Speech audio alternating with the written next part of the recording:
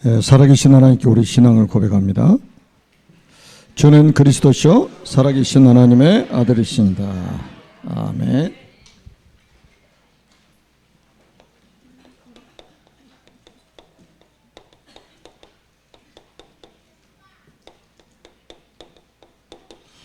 오늘은 언약의 사람 유다입니다.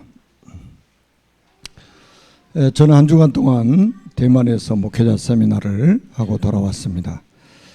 여러분은 명절 가족 캠프를 잘 인도받으셨죠? 목소리가 작은 거 보니까 자신이 없는 것 같습니다. 여러분 가족 모두에게 예수는 그리스도, 이 복음이 전달이 돼야 됩니다. 그렇지 않으면 정말로 큰일 납니다. 이번에 이제 저희들이 대만에서 그 목회자 세미나를 했는데, 이 팀들은 어떤 팀이냐면 대만에서 그 마약 치유 사역을 하고 있는 목사님들이었습니다. 그 리더가 직접 마약을 하고 또 감옥에 가고 홍콩의 유명한 그 조직에 몸담고 있다가 너무 괴로워가지고 자살하려고 10층에서 뛰어내렸는데 하나님이 살려주신 거예요. 어머니가 전도자인데 어머니의 기도의 배경이 있었다고 그러더라고요. 그래가지고 이제 또 그 조직에 몸담고 있었기 때문에 조직이 또 해를 끼칠까 봐서 무서워가지고 또 막 산속에 도망가 있고 막 이런 과정들을 겪다가 또 조직한테 걸려가지고 조직이 그 이 발목 뒤에 힘줄을 끊어버리려고 갈고리로 이렇게 끊어버리고 그랬는데도 하나님이 살려주신 거예요. 그러다가 이제 홍콩에서 마약 치유 사역을 7년 동안 하다가 대만에 돌아와가지고 39년째 지금 마약 치유 사역을 하고 있는데, 그 대만 전국에 치유센터가 9개 있답니다.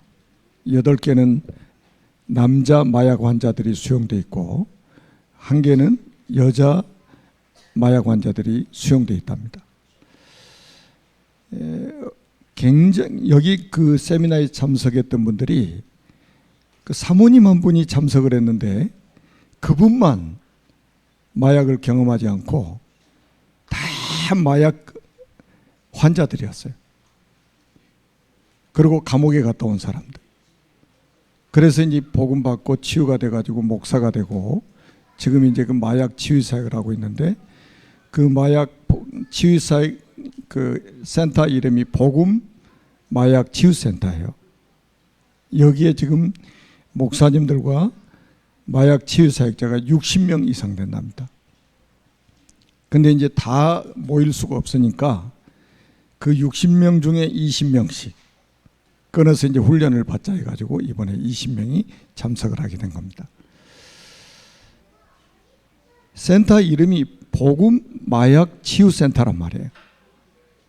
근데 자기들은 복음으로 치유한다고 지금까지 39년 동안 이 사역을 대만에서 했는데, 이제 우리 메시지를 듣고 나서 완전히 달라져 버린 거예요. 자기들이 복음으로 한 게 아니라 그냥 말씀으로 했다는 거예요. 말씀으로.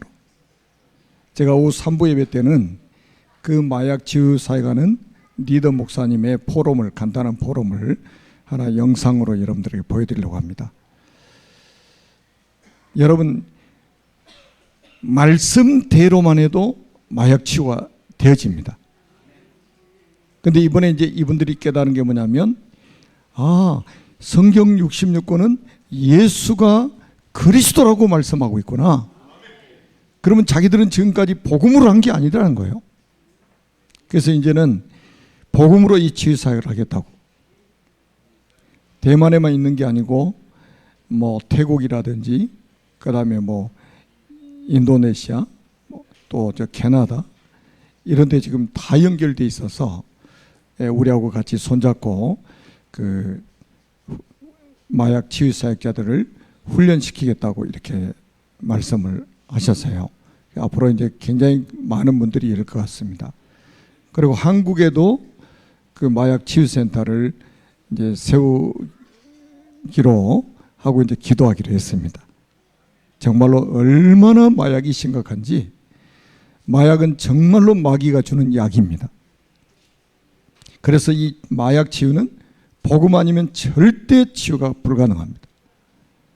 마귀가 주는 약이니까 마귀를 이기신 그리스도가 아니면 이 마약 환자 치유는 불가능하다 이 말이에요. 그래서 이분이 정부에서도 하지 못하는 일을 해가지고 대통령상을 4번이나 받았어요. 그래서 이제는 정부에서 그 단체를 필요로 하는 이런 정도 영향력을 끼치고 있습니다. 그리고 대만 전역의 교회하고 연결이 되어 있기 때문에 앞으로 이제 큰 문이 열릴 것 같습니다. 보내는 선교사님들 기도해 주셔서 사역을 잘 마치고 돌아왔습니다. 지금 이제 아벨, 노아, 셈, 아브라함, 이삭, 야곱, 오늘은 유다입니다. 다시 한번 말씀드리면 우리 인류의 시조가 아담입니다. 아담부터 노아까지 10대라고 그랬죠. 이 1000년의 역사를 창세기 5장에 설명하고 있습니다. 지금 우리는 성경 읽기 챌린지를 통해서 이미 금요일 날까지 창세기 1장부터 50장까지 다 읽었고, 토요일 날은 요한복음 1장부터 5장까지 읽으셨죠. 자, 메시지를 들으면서 성경을 읽으니까 아마 성경이 더 마음속에 더 깊이 와서 닿았을 겁니다. 자, 이 아담이 어떤 언약을 잡았냐면 창세기 3장 15절에 여자의 후손 그리스도, 이 언약을 잡았단 말이에요. 그리고 21절에 보니까 하나님이 아담과 하와에게 피 묻은 가죽옷을 지어 입히셨습니다. 완전한 복음을 그림자로 보여준 거예요.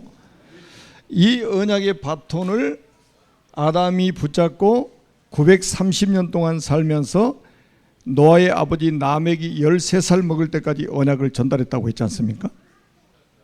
이것 때문에 살아야 될 이유가 있는 거예요. 이것 때문에 장수해야 될 이유가 있는 거예요. 그리고 창세기 4장 4절에 보니까 아벨이 이 언약을 딱 붙잡고 양의 첫 새끼와 그 기름으로 여호와께 드렸다고 말씀을 했고, 아벨과 그 제물을 하나님이 연락하셨다고 말씀하고 있습니다. 이 언약이 그대로 자녀에게 전달된 거죠. 그리고 창세기 6장 14절에 보니까 노아에게 너를 위해서 방주를 만들어라. 여러분, 세상을 하나님이 심판하시기로 작정을 하시고 세상의 사람들을 지면에서 쓸어버리기로 작정하시고, 하나님이 노아에게, 의로운 노아에게, 언약 붙잡고 있는 노아에게 너를 위해서 방주를 만들어라. 네 자녀들을 위해서 방주를 만들어. 네 자녀들뿐 아니라 생명 보존을 위해서 방주를 만들어라. 방주가 그리스도의 모형 아닙니까? 이 언약이 1000년 동안 중단되지 않고 전달됐습니다. 그리고 창세기 5장 마지막 절에 보면 노아의 아들 세 명이 나오죠. 셈과 함과 야벳. 그럼 이 언약의 바톤이 누구에게 전달이 되었느냐? 세 아들 중에. 성경은 그거를 지금 조명하고 있는 거예요. 노아의 세 아들 중에 이 셈에게 전달된 거예요. 창세기 9장 17절에서부터 이제 창세기 9장 18절에 27절까지 보면 방주에서 나와서 이제 노아가 술에 취해 가지고 벌거벗고 장막에서 잠들었었죠. 그때 함이 들어가서 그 하체를 보고 밖에 나와서 형제들에게 알리고, 또 그 아들 가나안이 자기 할아버지의 장막에 들어가서 또 사건을 치르고, 그리고 나서 노아가 세 아들의 미래를 예언을 하고 있는데, 셈의 하나님 여호와를 찬송하리로다 이렇게 말했습니다. 그리고 야벳은 창대케 돼가지고 셈의 장막으로 들어갈 것이다. 가나안은 저주를 받아서 형제들의 종들의 종이 될 것이다. 그러면 결국은 뭡니까? 이 언약의 바톤을 셈이 붙잡았고 이 셈의 장막 속으로 야벳도 들어갈 것이고 함의 아들 가나안도 들어갈 것이다. 전 세계가 이 속으로 들어갈 것이다. 언약 속으로. 아멘. 노아는 방주 하나를 만들었는데 세상을 살렸습니다. 노아의 아들 셈은 언약 하나 붙잡았는데 야벳이 창대케 돼가지고 셈의 장막으로, 가나안은 저주를 받아서 형제들의 종이 돼가지고 셈의 장막으로 세계를 정복하게 될 것을 말씀하고 있어요. 그래서 이 언약이 누구에게까지 전달되느냐? 아브라함에게까지 전달됐단 말이에요. 요게 또 1000년입니다. 이게 10대예요. 그래서 여기에서 조금 더 말씀을 드린다면 이 언약이 또 더 점진적으로 구체화되는데 그게 바로 창세기 12장 1절로 3절에 보니까 아브라함에게 가나안 땅으로 가라. 내가 네게 보여줄 땅으로 가라. 이게 가나안 땅입니다.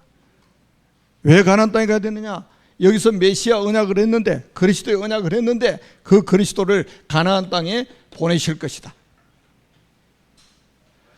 그리고 창세기 17장 9절에서 14절에 보니까 아브라함에게 할례를 명령하셨습니다.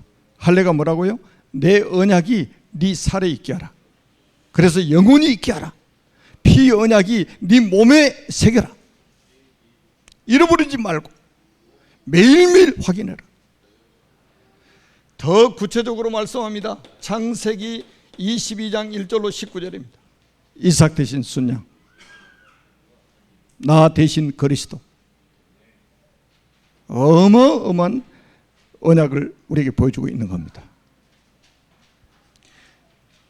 그러니까 이거는 이삭 대신 순양이 죽었다는 사실은 나 대신, 우리를 대신해서 죽으실, 갈보리 산에서 십자가에 죽으실 그리스도를 그림자로 보여준 사건이에요. 얼마나 놀라운 일입니까? 그래서 이제 아브라함부터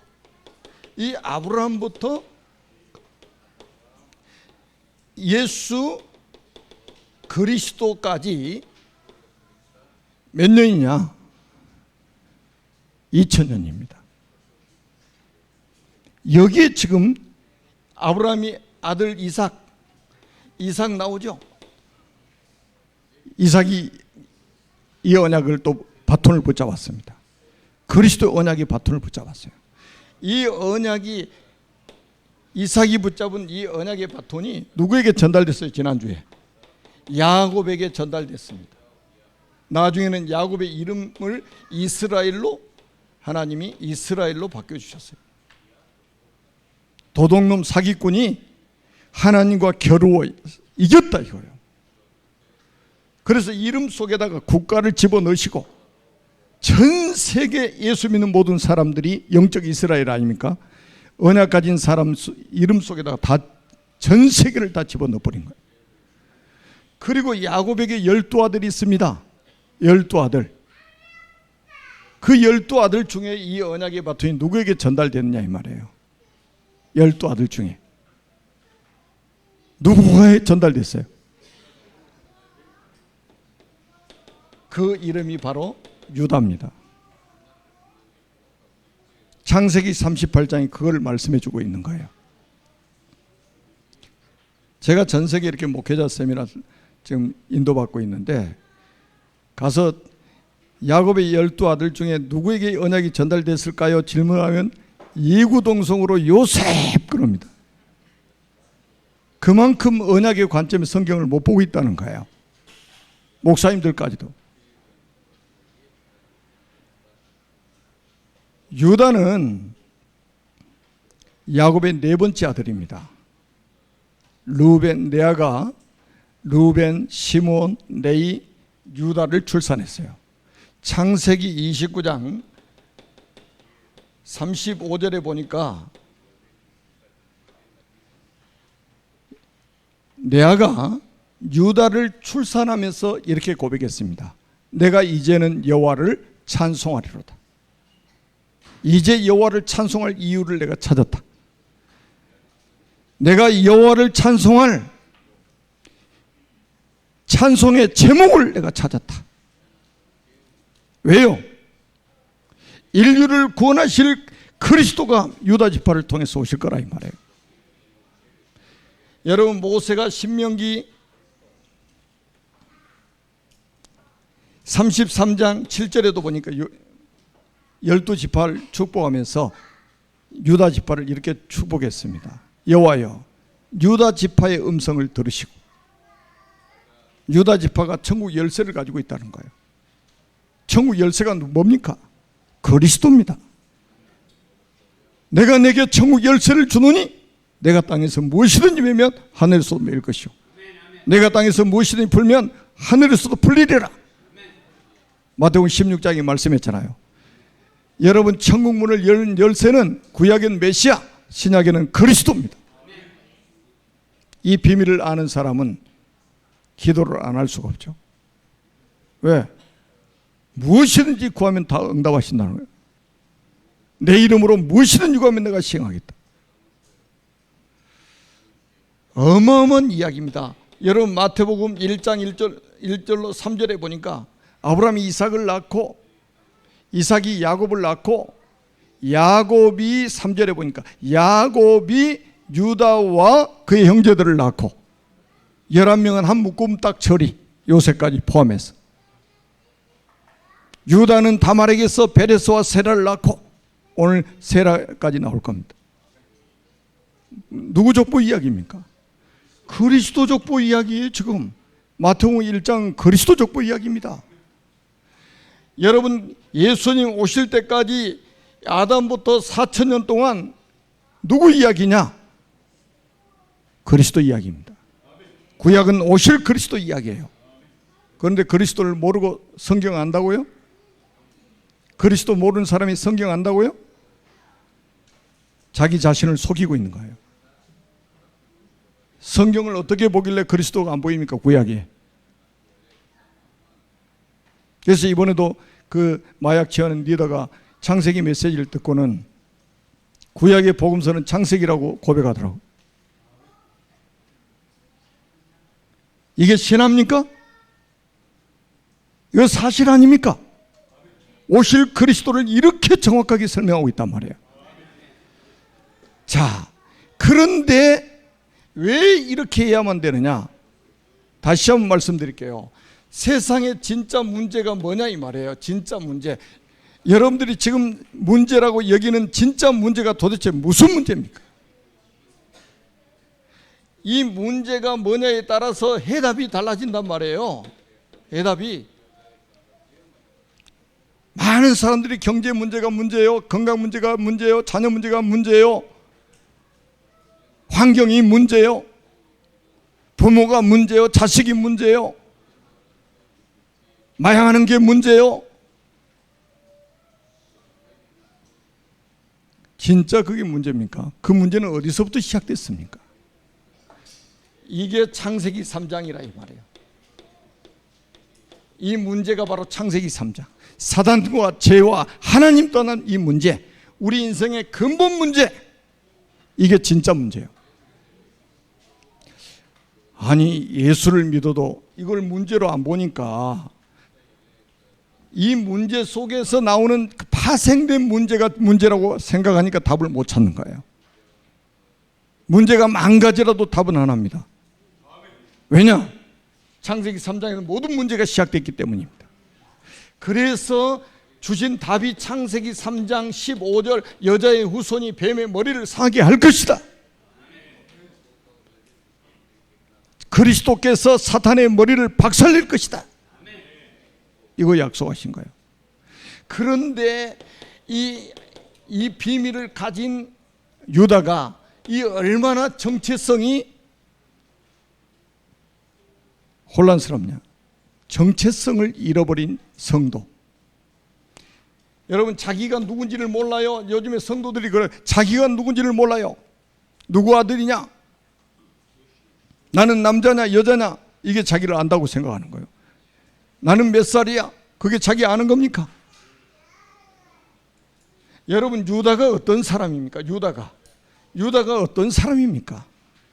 이 언약의 대열에 선 사람이요, 이 그리스도의 언약의 대를 이어가는 사람이요, 그리스도 언약 가지고 세상을 살려야 될 사람입니다. 그런데 자기 정체성을 잃어버렸어요. 지금도 이런 성도들이 많아요. 자기가 이렇게 얼마나 소중한 사람인지, 자기가 얼마나 보배롭고 존귀한 사람인지, 자기 언약의 대열에 서 있는 것도 잃어버리고 사는 거예요. 그래서 오는 문제가, 첫 번째 오는 문제가 뭐냐? 결혼이었습니다. 자기 정체성을 잃어버리니까 당장 결혼에 문제가 오는 거예요. 누구하고 결혼하냐? 가나안 사람 수아에 따라 결혼하는 거예요. 가나안 사람 누굽니까? 우상 숭배자 아닙니까?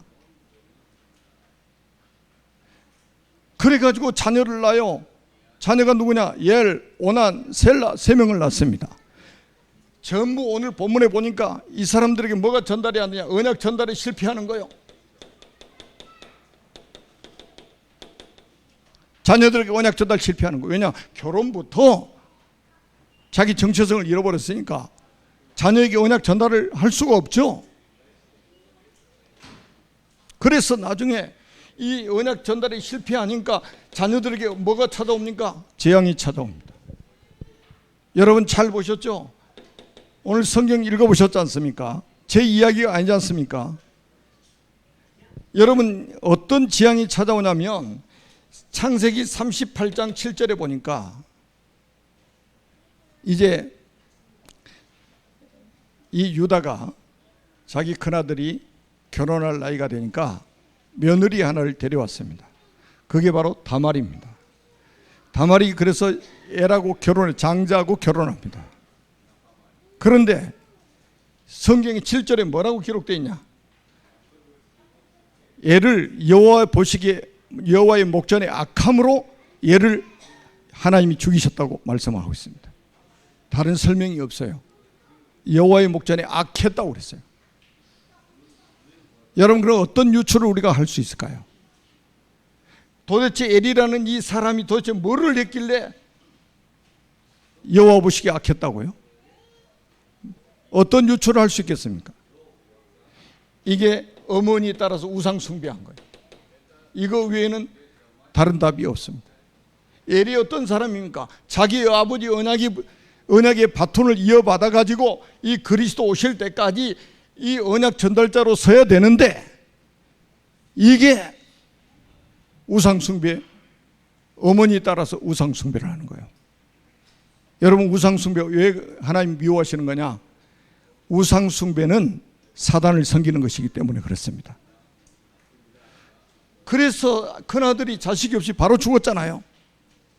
그 당시에는 수혼법이라고 있어요. 수혼법이라고. 그래서 장자가 자식 없이 죽으면 그 밑에 차자가 형수하고 결혼을 해가지고 아들 낳으면 형 이름으로 호적을 올려줍니다. 왜? 대를 이어가야 되기 때문에.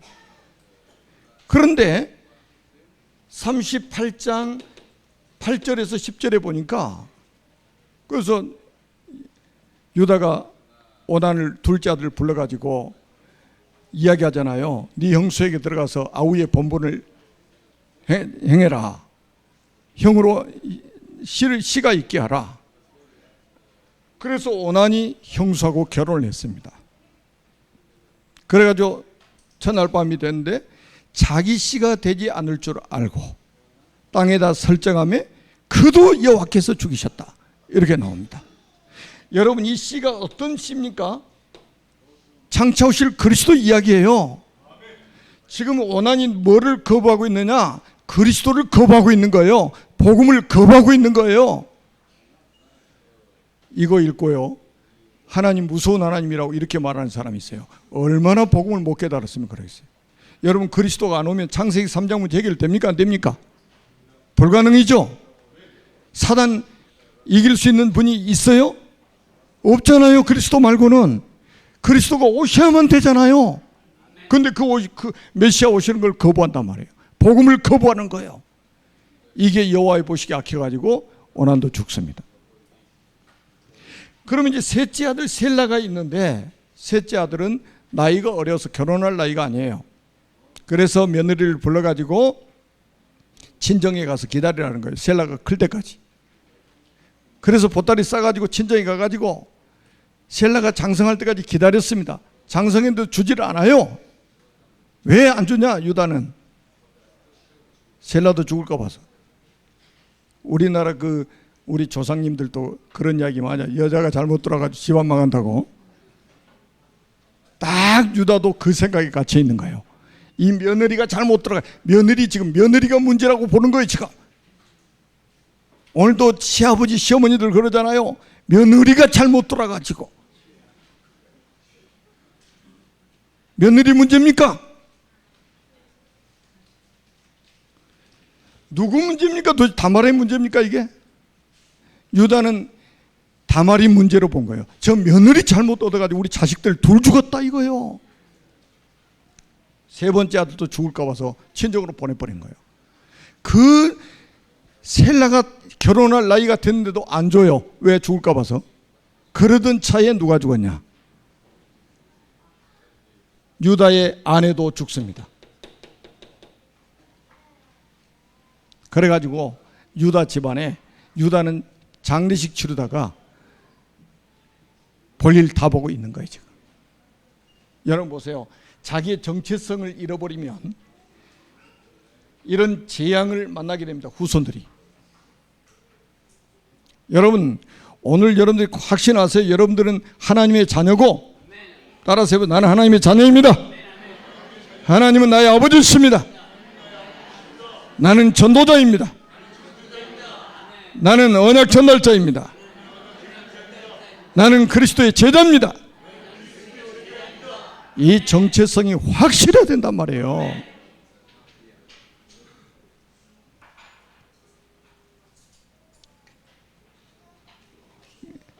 그런데 이제 장례식을 치르고 이제 집에 못 있잖아요. 다 죽고 이제 셀라 하나만 남았는데, 그래서 이제 딥나세라로, 이제 목동이니까 목동 다 출신들 아닙니까? 지팡이 짚고 이제 딥나세라 언덕으로 오르락내락 산책하고 다니는 거예요, 산책. 근데 그 소식을 다말이 들은 겁니다. 그래서 다말이 창녀로 가장을 해가지고 시아버지를 미혹하잖아요. 그 사건이 나오죠. 여러분 잘 보십시오. 두 번째는 여러분이 꼭 기억해야 될 게 있어요. 하나님이 숨겨두신 절대 제자.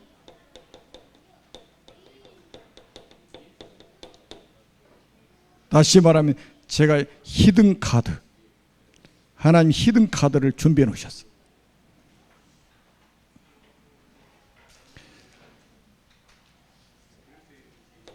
다말이 시아버지를 유혹한, 창녀로 가장해 가지고 시아버지를 유혹해 가지고 동침을 합니다. 근데 동침을 할 때 그냥 동침하는 게 아니에요. 오늘 본문에 딱 보니까, 자, 우리 다말의 믿음, 다말의 신앙을 한번 볼까요? 사람들은 다말이 이상한 여자라 이렇게 생각합니다. 그런데 성경은 전혀 그렇게 말하지 않고 있습니다. 다말이 그 시대에 가장 신앙이 확실한 사람이다. 여러분 보세요. 창녀로 가장을 해가지고 시아버지하고 동침을 했는데 바로 임신을 해버려요. 18절에 보니까 시아버지 유다로 말미암아 임신했다고 성경에 기록되어 있습니다.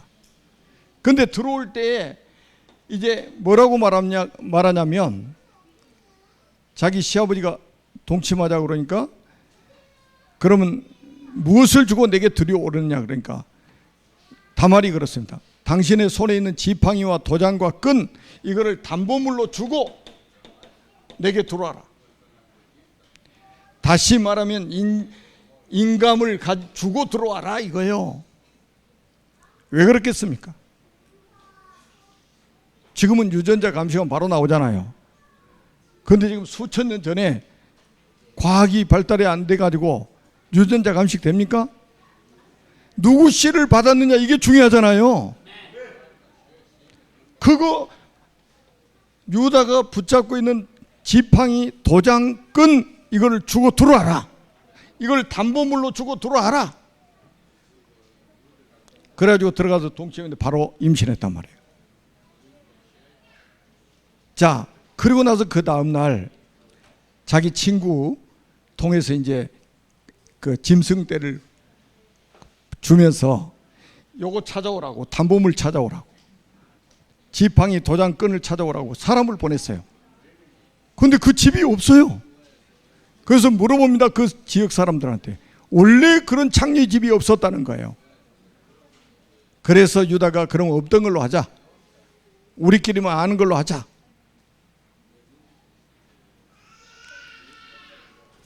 그리고 석 달이 지났습니다.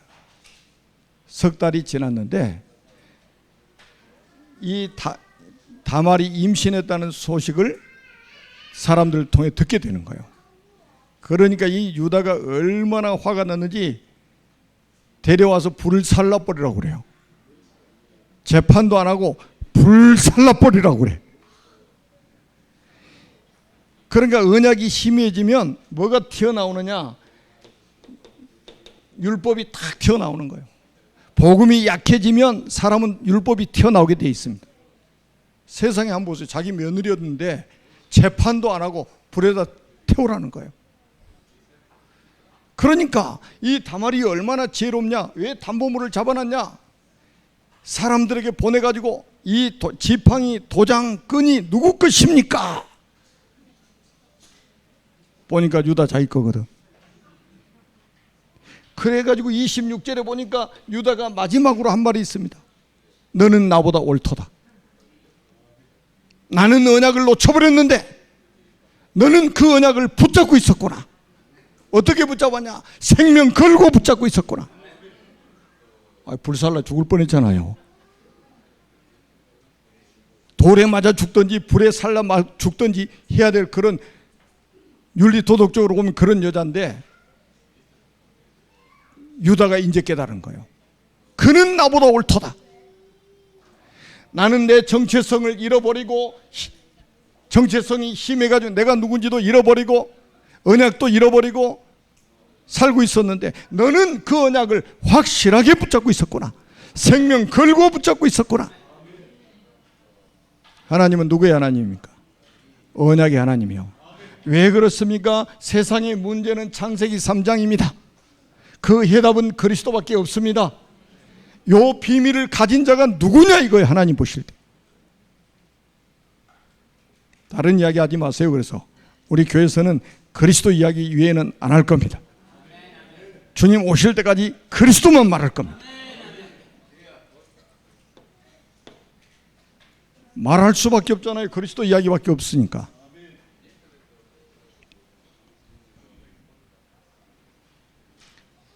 여러분 이 그리스도의 복음 딱 놓쳐버리면 사람은요 어쩔 수 없어요. 율법주의 아니면 신비주의, 신비주의 아니면 인본주의, 그리 흘러가게 되어 있습니다. 자, 세 번째는 여러분들 붙잡아야 될 게 있습니다. 그래서 요거 가지고 안 되니까 하나님이 새로운 망대를 딱 세우십니다. 어떤 망대를 세우시냐? 이 다말이 임신했는데 쌍태요. 자, 쌍둥이 임신을 했단 말이에요. 쌍둥이 임신.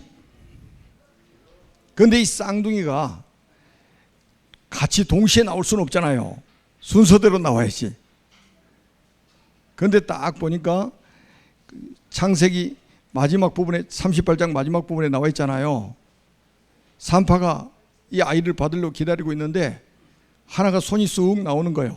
그래서 장자 표시하려고 손에다 홍색실을 딱 묶어놨어요. 그래 어떻게 됩니까? 또 쑥 들어가 버려요. 이게 나오다가 들어가 버려. 나오기 싫었을까요? 그리고 나서 하나가 딱 나오는데 보니까 손에 홍색실이 없는 거예요. 그래서 어머니 배를 터치고 나왔다고 해서 이름이 베레스입니다. 그리고 나서 또 하나가 뒤따라 나오는데 그 손목에 홍색실이 묶여 있는 거예요. 그래서 이름을 세라라고 지었습니다. 도대체 무슨 일이 벌어졌을까요? 여러분들 뱃속에서부터 지금 영적 전쟁이 일어났습니다. 여러분 잘 기억하세요. 우리 지금 자녀를 키우고 있는 부모들은요, 잘 기억하셔야 됩니다. 여러분들이 지금 자녀들에게 무엇을 전달해야 될 것인지.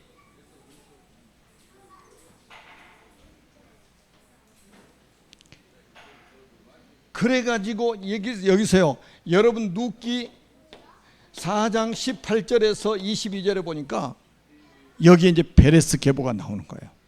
베레스 계보가, 다말의 아들 베레스 계보가 나옵니다.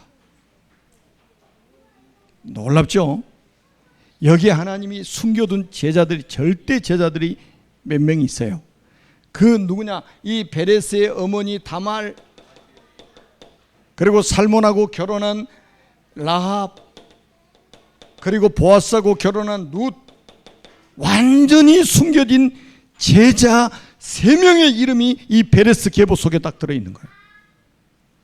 그래서 이 속에서 누가 나오느냐? 마지막 룻기 4장 18, 22절에 보니까 다윗이 여기서 나왔다 이 말이에요.